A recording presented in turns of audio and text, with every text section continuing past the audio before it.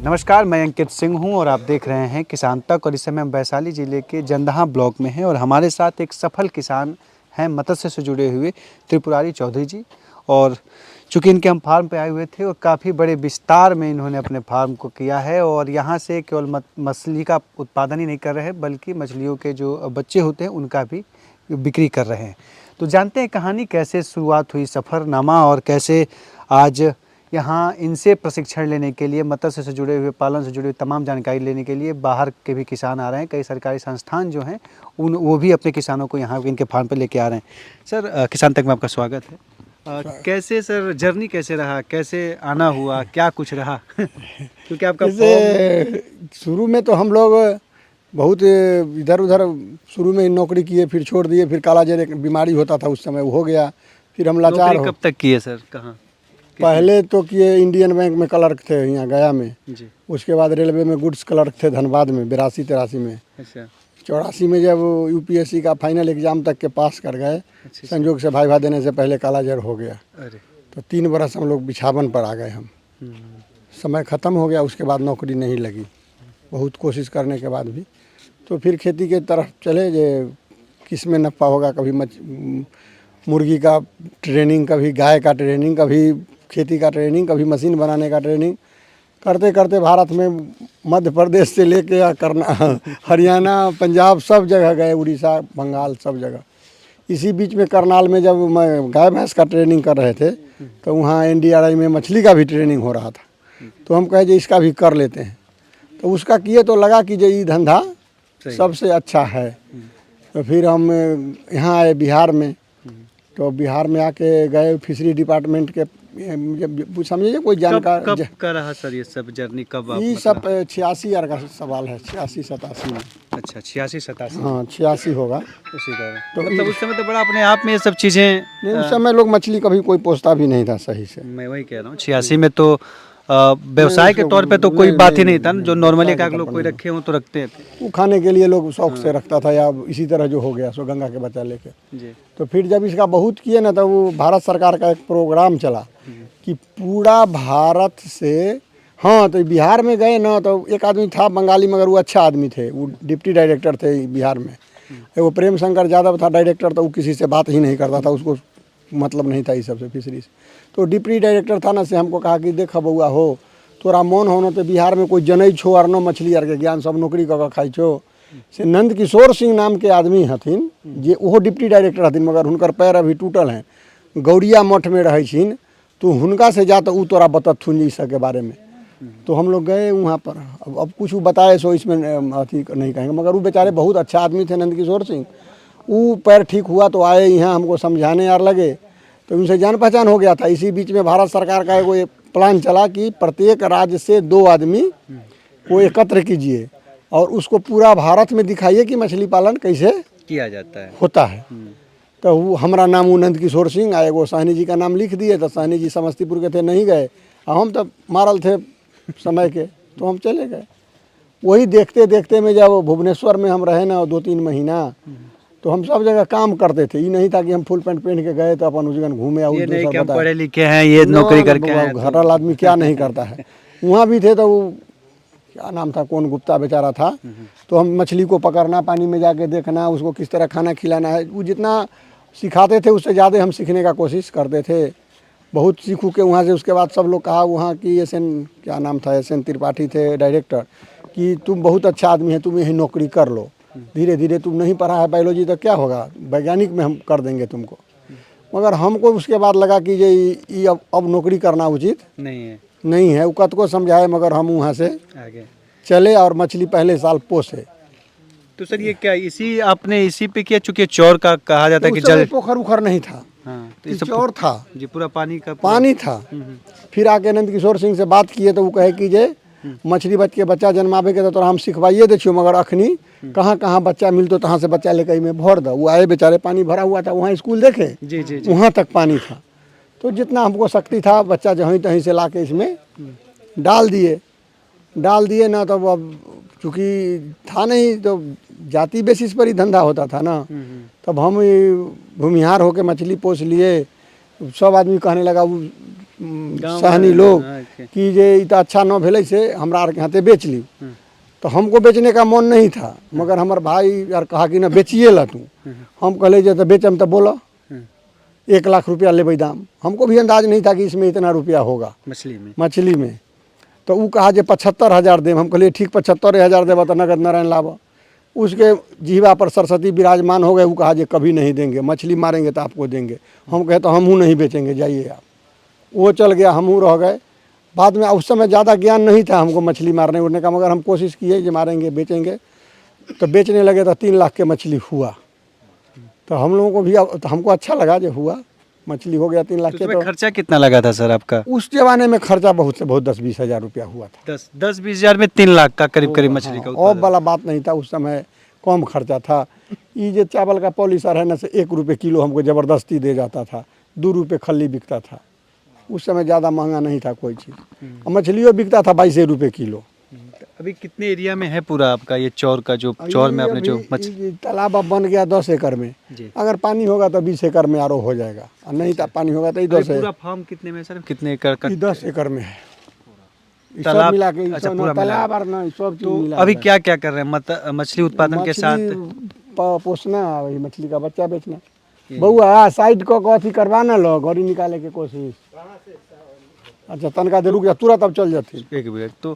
तो ये जो है कैसे देख रहे हैं मत्स्य को लेके, क्योंकि एक कहा गया कि बिहार अब मछली के क्षेत्र में आत्मनिर्भर हो रहा है। आपको लगता है कि चीज़ें अभी हैं या अभी कुछ रुकावटें हैं सरकारी आंकड़ों के? निर्भर यहाँ जितना खपत है जी उतना उत्पादन नहीं होगा बिहार में। और उधर से बंगाल से जब मछली आने लगा तो यहाँ जो उत्पादन होबो करता, तो यहाँ महंगा उत्पादन हो रहा है और वहाँ सस्ता उत्पादन हो रहा है। वो चीज़ यहाँ पर नहीं है बिहार में। महंगा और सस्ता वाली कहानी क्यों हो रही है मतलब? अच्छा, बंगाल में चमड़ा साफ करने का बहुत कारखाना है, उसको टैनरी कहते हैं। जी ध्यान दे रहे हैं? तो चमड़ा साफ करता है ना, तो उसको विभिन्न तरह का केमिकल तो देता है, सो देता है। उसके बाद चमड़ा को ले जाता है छिलैया पर। अच्छा, जिना गेहूं के छीलते हैं चोकर निकलता है, उसी तरह वो चमड़ा को छीलता है ना वहाँ, तो उसका नाम है गुलटन। गुलटन निकलता है।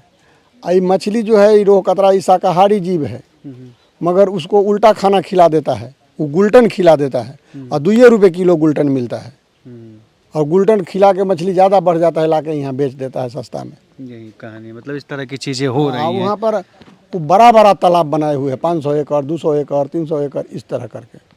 सर एक चीज़ था, आप जैसे बता रहे थे कि जब कौन सी ज़मीन में, मिट्टी में, क्योंकि आज के समय में ये देखा जा रहा है कि जो भी थोड़ा सा हो रहा है तो चलो एक तालाब खुदवा देते हैं और मछली पालन कर देते हैं, लेकिन सफलताएं नहीं मिलती हैं। तो क्या बताएं उन वैसे लोगों के लिए, क्या सुझाव है आपको कि किस तरह की? सबसे पहले तो तालाब का जब हम 7-8 फीट हमको मिट्टी खनना है, तो हम खनेंगे तो देखेंगे जो नीचे में बालू नहीं होना चाहिए और उजला माटी नहीं होना चाहिए।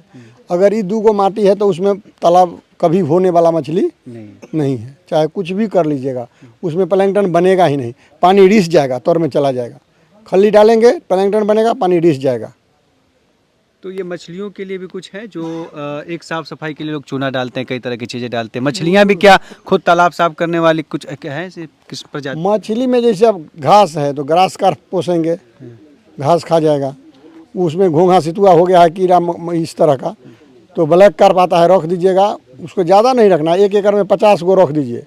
अगर है घोंघा सितुआ तो 50 मिल के 5 कुंटल हो जाएगा अपने मने। या घोंघा सितुआ को रहने नहीं देगा, बच्चे नहीं देगा। कैसे नो घोंघा सितुआ जितने होता है सबको खा जाएगा। फिर मड कार्प आता है, उसको रख दीजिएगा तो कादो खा जाएगा। मगर ये मछली ने कितना कहा जाता है, मछली शुभ भी माना जाता है हमारे हिंदू समाज में। कहा जाता है कि मछली किसी भी शुभ काम में खाने, चूँकि उत्तरी बिहार में हम जब धीरे धीरे प्रवेश करते हैं तो मछली तमाम चीज़ें हो जाती हैं। तो क्या देख रहे हैं कि इस मछली ने कितना आपको आत्मनिर्भर बनाया और कितनी सामाजिक एक अलग पहचान दिलाने में? देखिए मछली ऐसा मछली जो है, तो उसके चलते जो भी पहला वैज्ञानिक लोग है पूरा भारत में, यही नहीं, उसीफा में हो कि बम्बे में हो, सारा आदमी हमको जानता है। और उसके बाद मछली के चलते अब प्रकाश झा जो सिनेमा बनाते हैं वो भी हमारे यहाँ चले आए। अच्छा, मछली खाने या नहीं देखने? उनके पास 125 बीघा का पोखर है। अच्छा, तो उनको लगा कि ये आदमी हमारे यहाँ रह सकता है या देखेगा। यहाँ से बुला के प्रभात झा ले गए वहाँ। मछली के चलते आपका मुख्य सचिव थे अमिताभ वर्मा, वो भी आते हैं यहाँ। अच्छा। तो मछली के चलते तो जिससे कभी हमको जान पहचान भी नहीं होता, बड़ा से बड़ा आदमी भी हमारे पास आया। वैज्ञानिक तो करीब करीब पूर्णा में जितना भी था, मुख्यमंत्री तक भी यहाँ आए। नहीं देखे होगा उधर फोटो लगा हुआ लगा, पूरा बैनर वैनर लगा हुआ है पूरा एकदम ना। वो फिर वो जो भारत सरकार के वो डायरेक्टर हैं ICR के मंगला राय, वो भी आया। अब सब हम चूँकि हम सब का फोटो अब नहीं लगा पाते हैं, उसके बाद फिर वो क्या नाम था अय्यप्पन, डॉक्टर S अय्यप्पन, तो वो भी आए। कितना उत्पादन कर मछली उत्पादन कर रहे हो, कितना पर डे आपका जो है पर डे नहीं होता है इसमें, देखिए साल भर का धंधा, साल भर में वही जो 2 या 3 बार जिस तरह से टाइम वर्षा के ऊपर अच्छा वर्षा होता था तो एक साल अब मैक्सिमम हम लोग 1000 क्विंटल उपजाए 2009-10 में। उसके बाद उतना उत्पादन कभी हुआ नहीं। 200 क्विंटल हम लोग मान के चलते हैं।